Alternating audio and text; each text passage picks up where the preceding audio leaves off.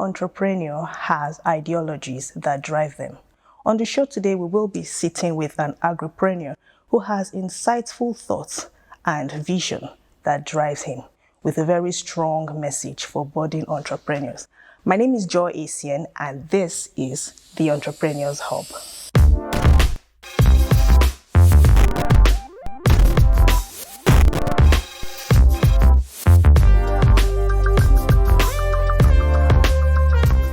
Our guest on the show today is Mr. Sam Egwurube. He is an agripreneur who is so much invested in feeding the nation with healthy food, and he is doing very well at it. Mr. Sam, you're very welcome on the Entrepreneur's Hub today. Thank you very much. Yeah, there seems to be this black consciousness thing going on in your business.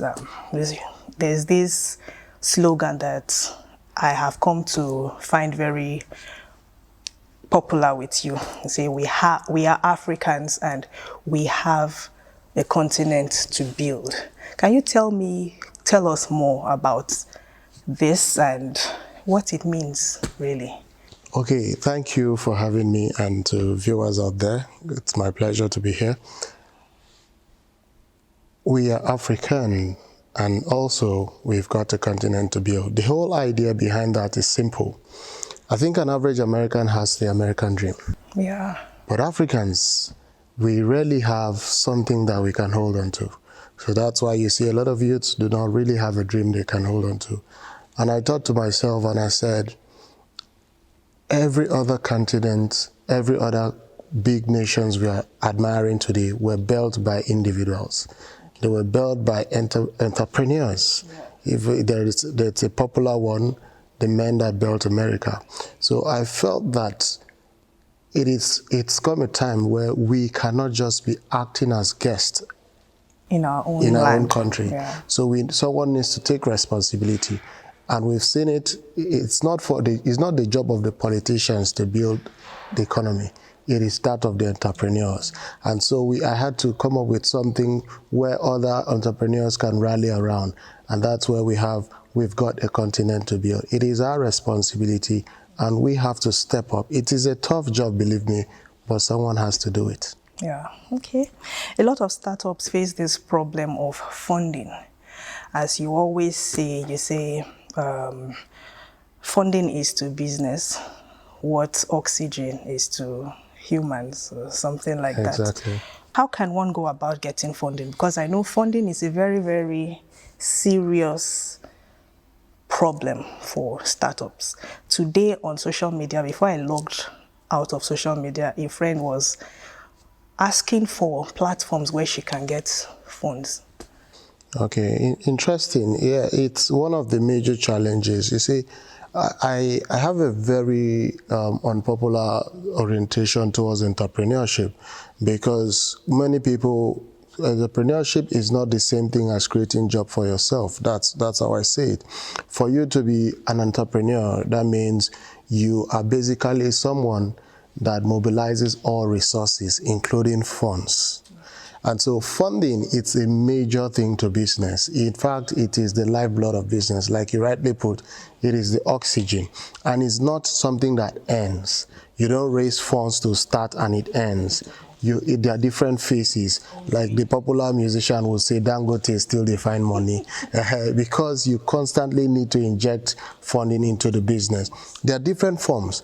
But the most popular for startups, it seems to be, of course, the family and friends initial startup funding. And then there are different layers of funding, and particularly, but what I see in Africa is that we bootstrap too much. Bootstrapping simply means you get funds, you hustle to get funds, you start the business, you try to grow the business from the sales of the business. It's a tedious. Whatever you get in, you put it back into the business. Exactly. So that's another way of funding, which is one of the most popular ways in Africa. And then, of course, institutional funding.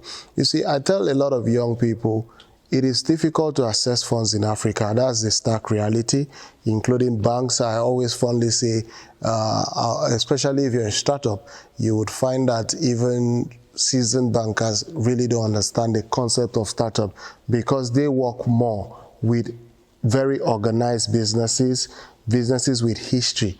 A startup, by the very name, has no history. Right? So basically, there are other forms too. You can do crowdfunding, even though I understand in quote it's not legal in Nigeria to crowdfund, but there are very ways you can come up with ideas. And then particularly, your ingenuity must come to play. There's something we do with Afrilife, and this is something that I take very personal because there are different phases in a business. You can start a business with nothing. With much credit to the motivational speakers, yes, truly you can start a business with nothing. But to be able to grow a business, you need funding. Yeah. You need capital, like I would put it, to grow a business. And then to scale a business, that's a different level now. You need financing. So it's not something that ends. My mentor would say this is a skill that you must constantly improve on and keep getting sophisticated on. And then there's several other ones which are a lot more technical, which is the VC funding, that's venture capital funding. Okay. Thank God for the internet. The world is global. I mean, you can access these guys from your home. You can get grants.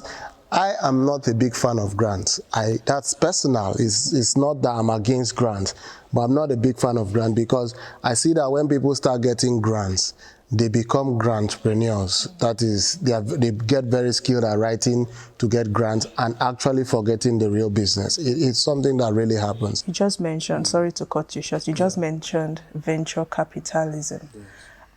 I and a few people I know are very wary of venture capitalism because somehow along the line we see entrepreneurs lose their businesses through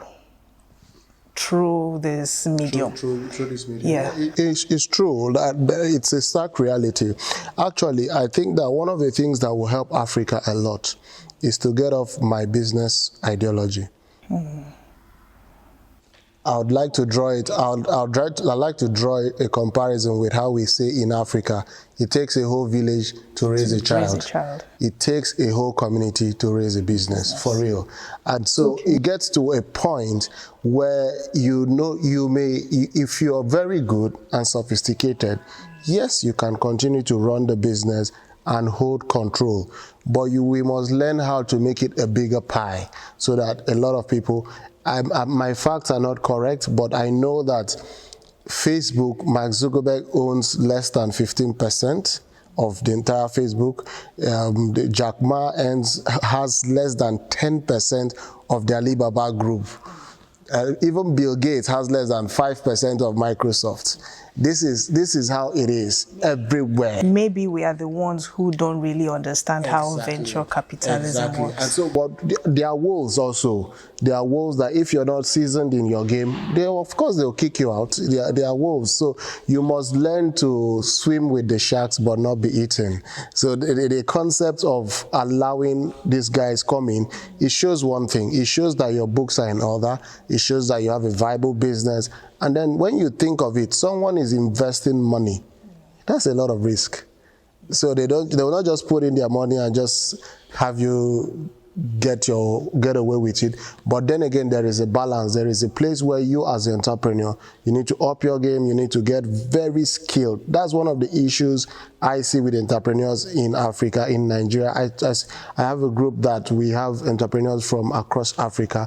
One of the major challenges I see, there is a serious gap, skills gap. Because one thing I've learned is that we confuse vocational skills with entrepreneurial skills. Yeah. It's a very serious issue. Because you know how to cook has nothing to do with running a restaurant. It's a very different skill set to run a restaurant from cooking. So cooking is good. It's the product you serve in the restaurant, but running the restaurant takes more than cooking. In fact, you may not even know how to cook and run a restaurant. I think this is one of the reasons why some very, very skilled people somehow don't do very well in business. Because like you just said now, the entrepreneurial skill has to do with making money. So I may know how to cook very well, but I don't know how to make money from the cooking. Exactly, because I'll take that for instance. You talked about funding. Raising funds is the top skill of an entrepreneur.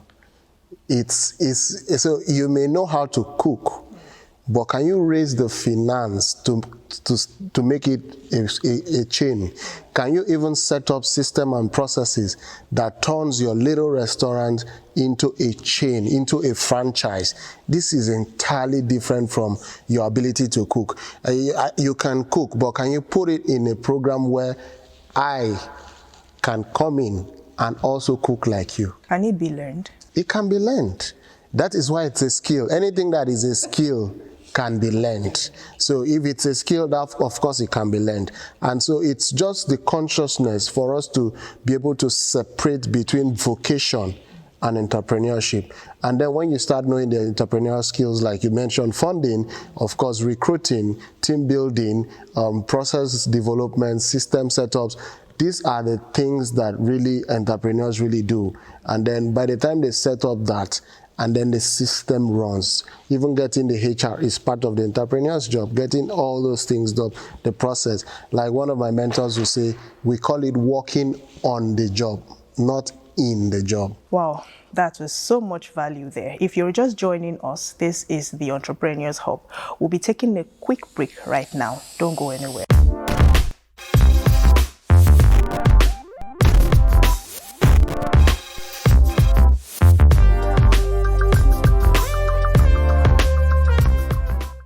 My name is Oni Watson. I live in Baton Rouge, Louisiana. I am the creator of How to Sell Yourself in 60 Seconds. So today I'd like to talk a little bit about entrepreneurship. But first, I'm going to define what an entrepreneur is. An entrepreneur is somebody who organizes and operates business, and they also take risks. So the major thing an entrepreneur does is the exchange of value and need. Example, rendering of services and sales of product is what an entrepreneur does, and then they get paid for it. Another key factor of being an entrepreneur is you must be solution oriented, and by solution oriented I mean giving people what they need, not just what they want, but what they need. That is a key factor. Is really, really important. You must find out what people need and then give it to them. For example, the solution I provide is helping people sell themselves in 60 seconds. I ventured into this line of business because when I speak to people and I ask them to define themselves in 60 seconds, a lot of people found it so difficult to express themselves, to tell people what they do in 60 seconds. So I keyed into that need and I began to teach people how they can sell themselves in 60 seconds. And I also coach small businesses how they can strategize their business and grow their sales and their clientele. And one of the greatest quality an entrepreneur has is the ability to be able to take risk. Yes, you must be able and willing to take risk. Before you go into any line of business at all, you must ask yourself, what is the need in my environment where I live? What you can do is go into your neighborhood, go into your community, or browse online and look for that need. There's something that is lacking that you can fulfill, because that is the key factor of an entrepreneur. You must look for that need and then you fulfill it and then you cash on it. One of the biggest mistakes a lot of young entrepreneurs make is they think that because XYZ is cashing in on this line of business, then they would go into that same kind of business. But no, because somebody is succeeding in this business doesn't mean that you will succeed in that business. You must ask yourself the very vital question: what are my strengths? What are my weaknesses? What are the things that are lacking in the community, in my community, or online and on social media? What are the things that are lacking? What can I do to bring a solution to that need? So don't base your business ideas off of somebody else's business idea, because it might not work. So social media is big. Social media is powerful. Use social media. I say to young entrepreneurs that don't waste your time on social media doing things that are irrelevant. Use social media to cash in. Always talk about your business on social media. Post pictures, make videos. Every day, make sure you post at least 3 things that has to do with your business on social media. And also any new social media platform that comes up, you must have an account there. Have an account on Facebook, Instagram, TikTok, whatever platforms that is available, you must have an account there. The groups that have to do with your line of business, read magazines, read journals. For example, if you're into rice production, join agriculture groups, start buying magazines that have to do with agriculture. If you're into fashion, join fashion groups, follow people that are in the same line of business as you are, and then you learn from them. So in a nutshell, an entrepreneur is somebody who provides a solution to a need. Let me ask you this question. As a young entrepreneur, where do you see yourself in 5 years? Yes, you. Where do you see yourself in 5 years? Let this be your goal. Write it down. Put it on your fridge. Put it on your mirror. Put it somewhere. Write your goals down and always look at your goals and ask yourself every day you wake up, where do I see myself in 5 years? Where do I want to be? Do I want to be the best speaker? Do I want to be the best into whatever I am? Do I want to be unforgettable, or do I just want to be basic? Write it down and think about it every day. My name is Oni Watson. I am your coach on how to sell yourself in 60 seconds. Thank you for watching. Bye.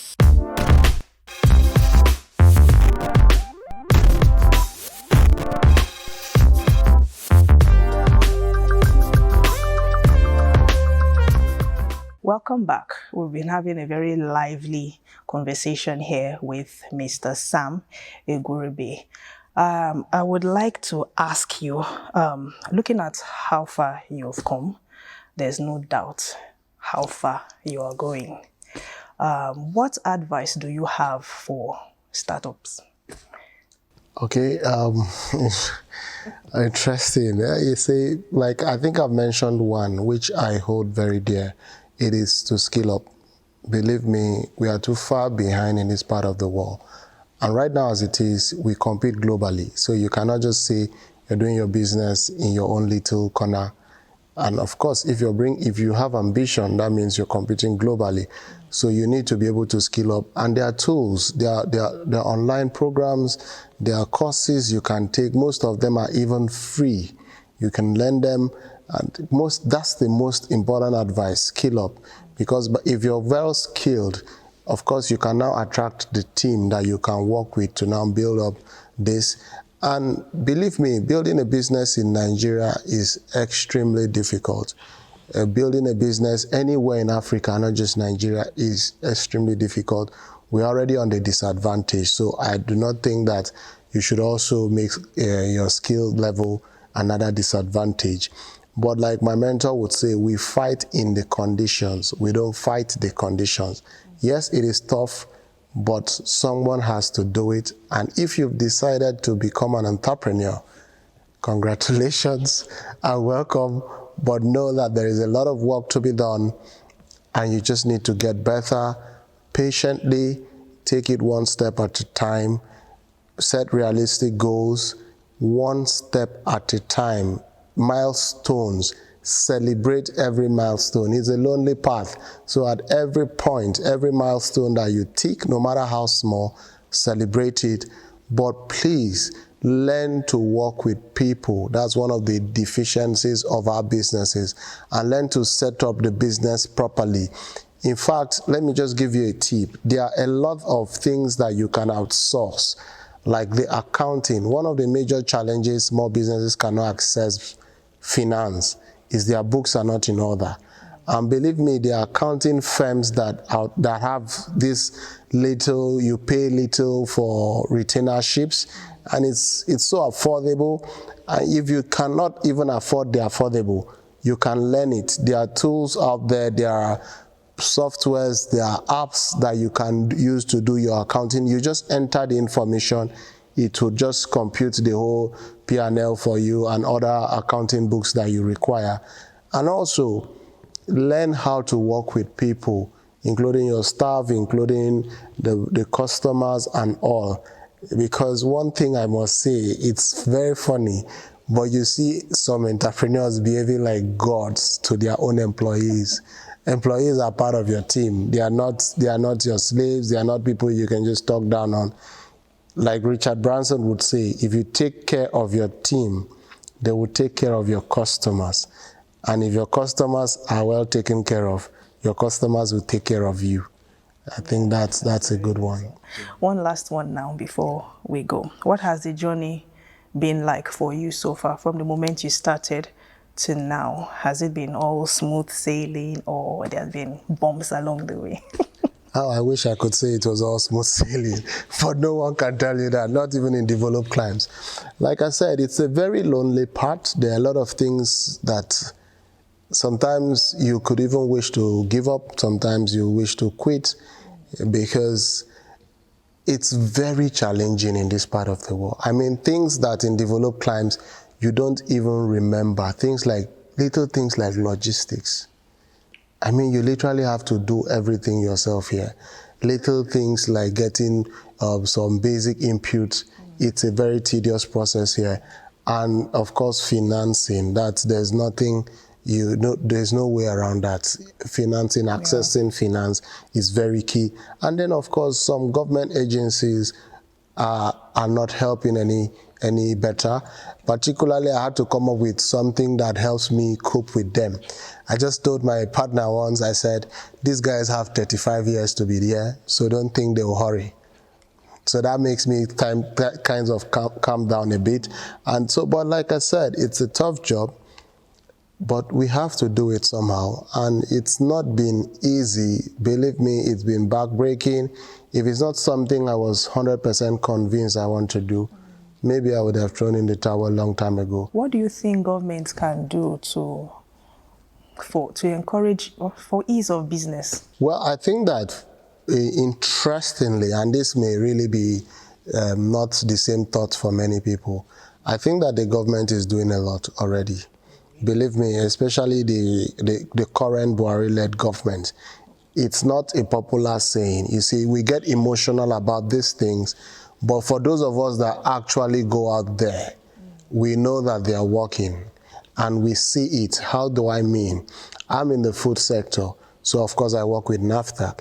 You see, it's part of through their initiative, the requirement to even start up was drastically reduced, I think by 80%. And that's amazing. Believe me, now you can sit down in your house and register your company and get your certificate from your house. Now it's amazing. In record time, you're thinking about 3 days. I'm not saying things I read. I know people who went through that process and it was very tedious. Exactly. I'm not saying things I read on paper. I'm saying things I've gone through. So, and then there are a lot of incentives, like I use NAFDAC as an example. Even the registration for micro and small businesses was cut down by, when I did, as 80%.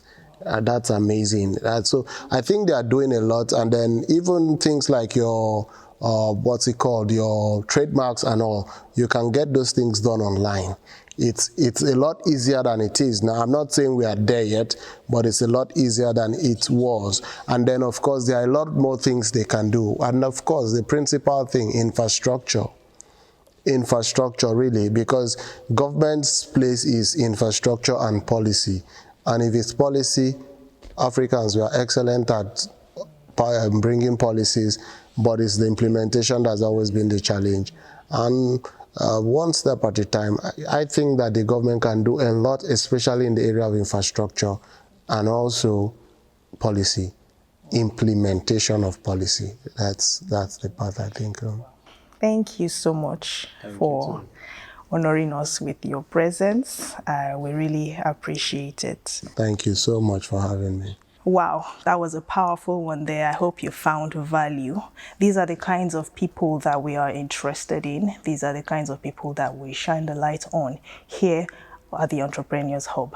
So we'll come your way same time next week. My name is Joy Asian. And remember, it is a wonderful day, so make it count.